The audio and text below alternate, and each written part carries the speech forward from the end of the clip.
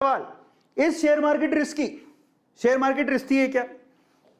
क्या ये रिस्की है? तो मैं आपको सिंपल सा जवाब देता हूं। यार एक बात बताओ, यहां पर ध्यान से सुनना इस चीज को। शेयर मार्केट का मतलब क्या होता है जरा उसको समझो। मान लो आपको कोई दोस्त आया, वो कहता है आपसे कि यार मैं सोच रहा हूं मैं ना एक नई स्पेयर पार्ट की दुकान कर लूं, या फिर मैं कुल्फी की दुकान कर लूं, या किसी बनिए की दुकान कर लूं, मिनियारी की दुकान कर लूं, या जो भी है, दूध की दुकान कर लूं या मिठाई की दुकान कर लूं, लेकिन मेरे पास इतने पैसे नहीं है, चल तू और मैं दोनों पार्टनर बन के करते हैं। तो आप सोचो आप क्या कहोगे? ठीक है, आपको अगर प्रॉफिट लगेगा, उस पर विश्वास होगा तो आप पैसा लगाओगे। अब उसमें जब आप मान लो टोटल 1 लाख रुपए लगाना था, 50,000 आपने लगाए, 50,000 आपके दोस्त ने लगाए। इसका मतलब क्या हुआ? आप आधे उसकी दुकान के क्या हो गए? मालिक। अब अगर प्रॉफिट हुआ तो भी आप 50% का प्रॉफिट आपको जाएगा, लॉस हुआ तो वो आपको उठाना पड़ेगा। तो जैसी चीजें वहां पर अप्लाई होती हैं वैसी कुछ चीजें यहां पर अप्लाई होती हैं। शेयर मार्केट का मतलब क्या है कि आप किसी कंपनी के शेयर खरीदते हो। इसका मतलब आप उस पे जब आप उसका एक भी शेयर खरीद लेते हो ना, तो उस कंपनी का एक शेयर का मालिकाना हक आपका है। आप उस कंपनी के एक शेयर के मालिक हो। समझ में आ रहा है? तो जब आप शेयर खरीदते हो, you are a shareholder, you are a co owner as well. बड़ा अच्छा फीलिंग होती है ना। मुकेश अंबानी जी कौन सी कंपनी के मालिक है? रिलायंस के। मैंने रिलायंस का एक शेयर खरीदा, अब मैं भी रिलायंस का मालिक हूं। कितनी अच्छी फीलिंग आती है। जब आप किसी का शेयर खरीदते हो, आप भी उसके ओनर हो जाते हो, आप भी उसके मालिक बन जाते हो।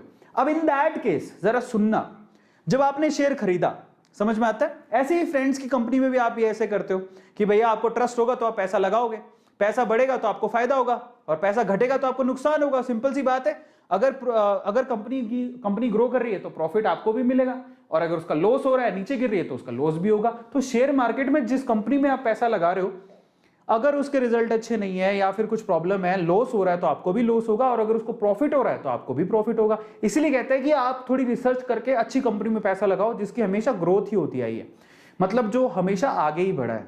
समझ रहे हो? तो ऐसी बहुत सारी कंपनीज आपको मिलेंगी, आपको बस रिसर्च करना होता है। जैसे एग्जांपल के तौर पे आयशर ट्रैक्टर का जो शेयर है, जरा आप ध्यान से इसको चेक करना। मतलब जो इनिशियली इसका शेयर आया था बहुत सस्ता लोगों ने खरीदा था, लेकिन इसने अपना एक्सपेंशन किया, ऐसे व्हीकल्स, अच्छे व्हीकल्स बनाए, और आज शेयर देख लो कहां से कहां पहुंच गए।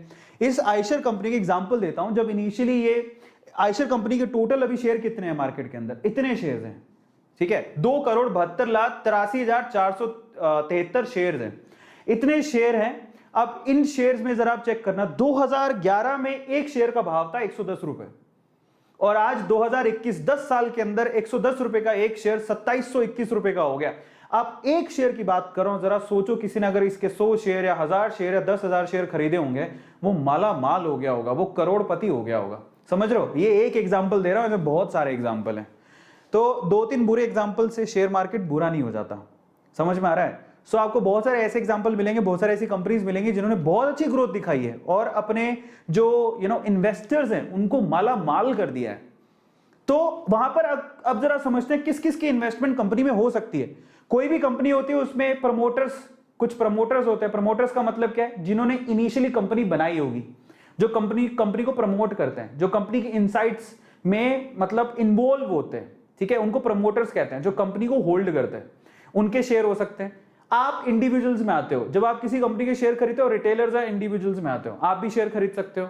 इसके अलावा कुछ इंस्टीट्यूट्स होते हैं, बहुत सारे इंस्टीट्यूट्स हैं, जैसे कि एचडीएफसी खुद भी किसी कंपनी का शेयर खरीद सकती है, एक्सिस बैंक किसी का शेयर खरीद सकती है, एसबीआई किसी का शेयर खरीद सकती है, और बहुत सारे इंस्टीट्यूट्स होते हैं जो अलग अलग कंपनीज के शेयर खरीद सकते हैं। इसके अलावा फॉरेन इन्वेस्टर्स होते हैं, वो भी शेयर खरीद सकते हैं। गवर्नमेंट खुद भी शेयर खरीद सकती है, बहुत सारी कंपनीज में गवर्नमेंट के भी शेयर्स हैं।